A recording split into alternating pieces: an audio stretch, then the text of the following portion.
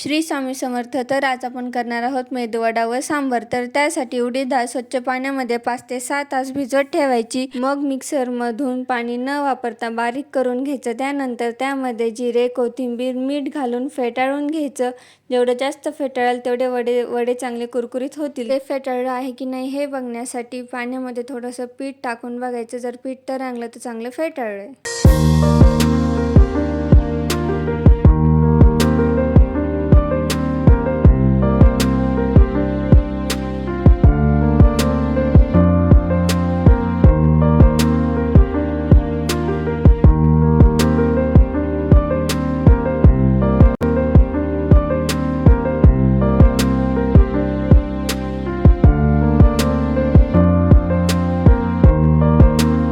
आता आपण करूयात सांबार. तर त्यासाठी बटाटा, टोमॅटो, कोथिंबीर, कांदा चिरून घ्यायचा. शिजवलेली चिंच, गूळ, अद्रक, लसूण, खोबऱ्याची पेस्ट करून घ्यायची. तेल गरम करून घ्यायचं. मग त्यामध्ये जिरे टाकायचे, कांदा टाकून घ्यायचा, ती केलेली पेस्ट टाकून घ्यायची.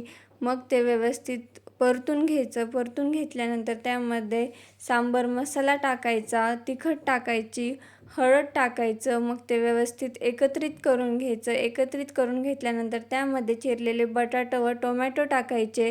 शिजवलेली तुरीची डाळ टाकायची. मग त्याच्यामध्ये पाणी टाकून घ्यायचं. पाणी टाकून घेतल्यानंतर त्यामध्ये चवीनुसार मीठ टाकून घ्यायचं आणि मग त्याला चांगली उकळी येऊन द्यायची. त्यामध्ये भिजवलेलं चिंचेचं पाणी टाकायचं, गूळ टाकायचं आपल्या चवीनुसार.